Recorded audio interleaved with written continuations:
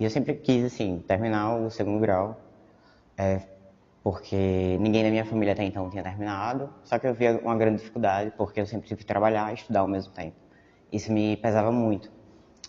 Mas eu nunca desisti do fato de pensar em conseguir fazer uma graduação e possivelmente uma pós-graduação.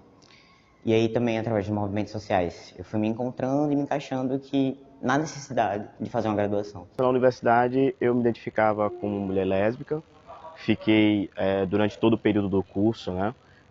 Já era uma pessoa, já era assumido, né? Como lésbica na época. E durante o período da minha primeira graduação eu não tinha tanto contato com o mundo trans ou com a realidade trans.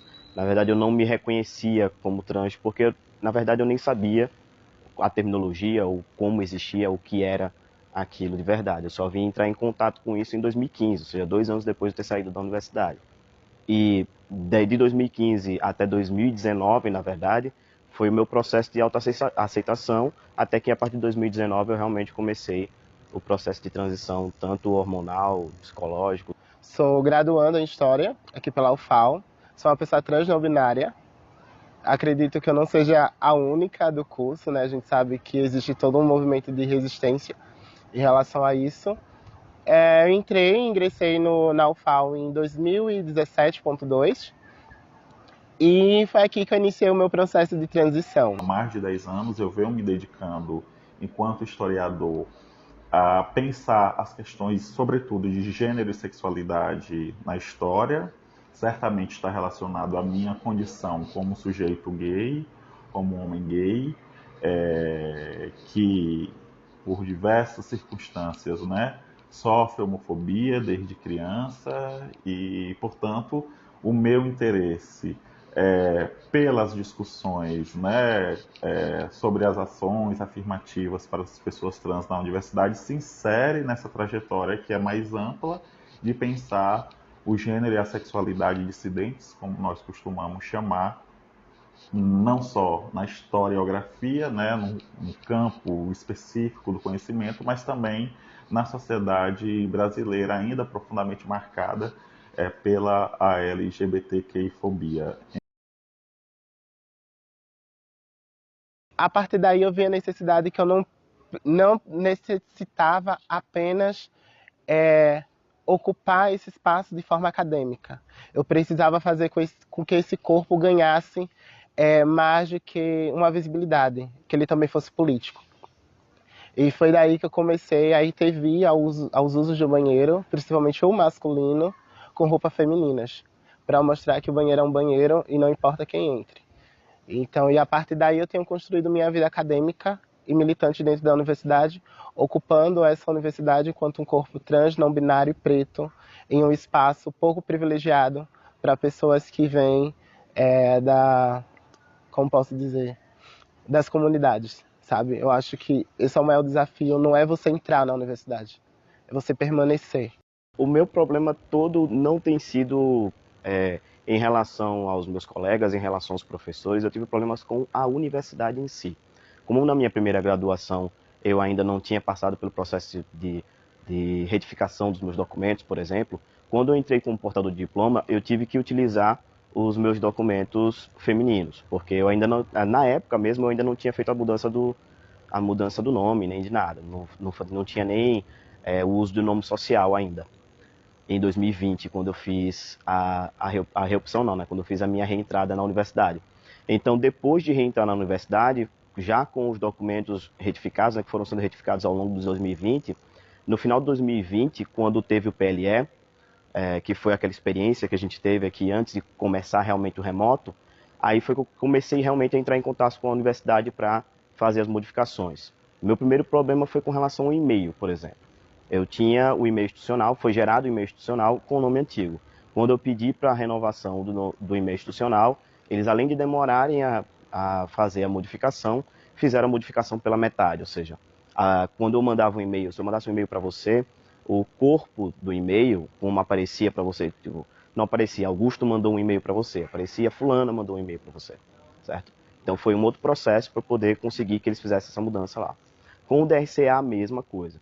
Entrei com o processo com o DRCA foi super rápido, eles conseguiram fazer a mudança nos sistemas da UFAL porém, a mudança no SIGA e a mudança na biblioteca ainda estão pendentes. Já tenho noção suficiente do que é uma pessoa trans dentro da universidade, o que é ocupar esse espaço. E eu sinto muita necessidade de ver outras pessoas trans ocupando também.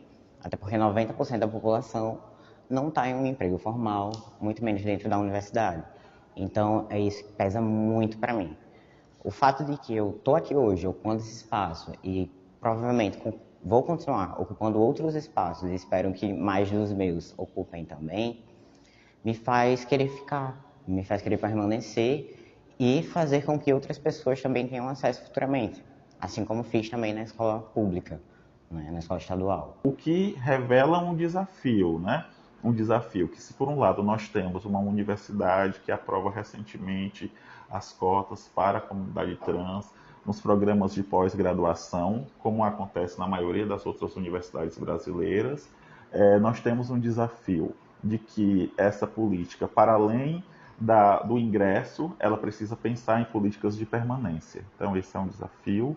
Um outro desafio, além da pós-graduação, pensar, por exemplo, a graduação e em concursos, seja para técnicos, seja para docentes, né? Então, a gente precisa ter uma universidade que possa ser plural, né? No gênero, na raça, na sexualidade, na etnia, né?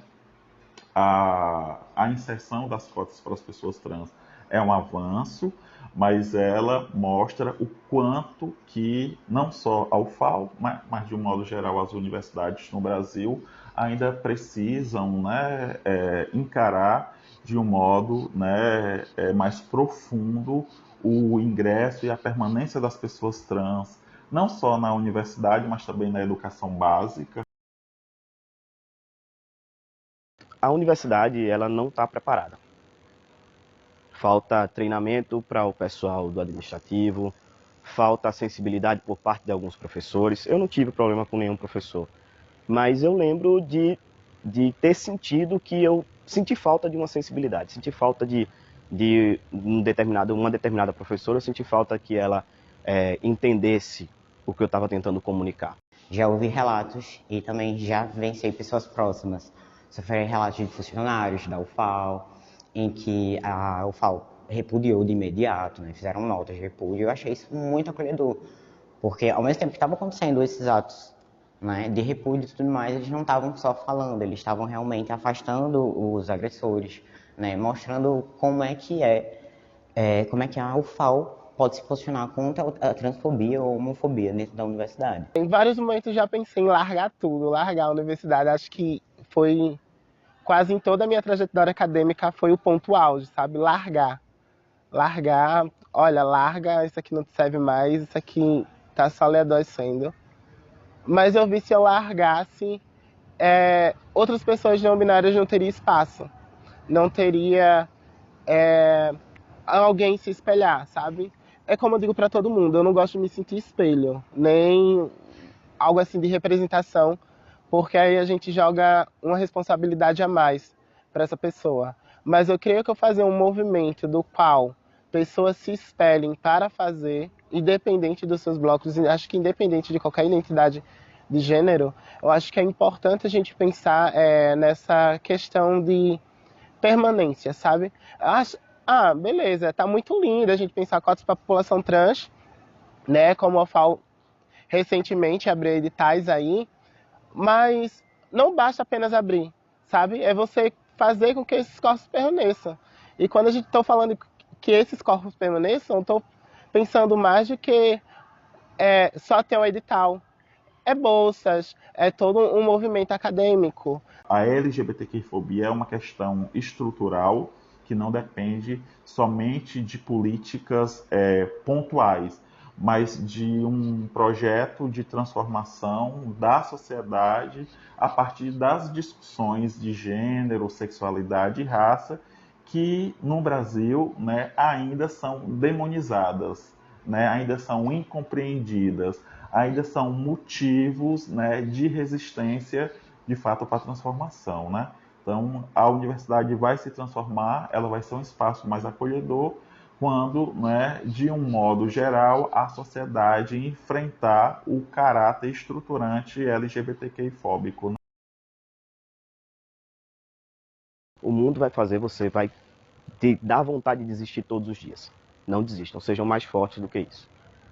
Vai ser horrível ir para a escola, vai ser horrível encarar os seus colegas dentro da sala de aula, porque eu lembro como foi para mim, e olha que eu nem sabia que eu era trans. E olha que eu me reconhecia, e eu tinha muito orgulho de carregar a bandeira lésbica durante a minha adolescência. E foi difícil. E foi algo que eu coloquei na minha cabeça, assim, eu não vou desistir. Ocupem espaços, né, o máximo que possível, de acordo com a realidade delas, e que, independente da transfobia que elas sofram, né, independente da realidade que elas vivenciam dentro de casa ou dentro da escola, que elas não desistam, né, que se puderem, que continuem indo, ocupando espaços, que continuem buscando vivências através do estudo mesmo, porque é algo que literalmente ninguém pode tirar da gente. Foi quando minha aluna olhou pra minha cara e perguntou bem assim: professor, se eu fosse lésbica, o senhor me aceitaria? E aquilo pra mim, sabe, no meio da aula, fiquei impactado com a pergunta, porque eu não esperava ninguém me perguntar. E eu meio que automaticamente eu disse: você será muito bem-vinda. Faltará tinta no dia em que o céu for livre, para todos serem o que são, cobertos pelo sol, sem nenhum tipo de opressão. Faltará nomes para descrever o mundo sem as misérias, o que sentimos, o que nos tornamos, o novo ser sem medo de viver. Faltará a falta que nos entristece, que hoje enche o peito de vazio e fumaça. Não faltará amor, não faltará sonhos. O novo mundo se abrirá para o futuro, onde o presente dominará o passado. E nossos corações, enfim, serão salvos. Histórias que transformam.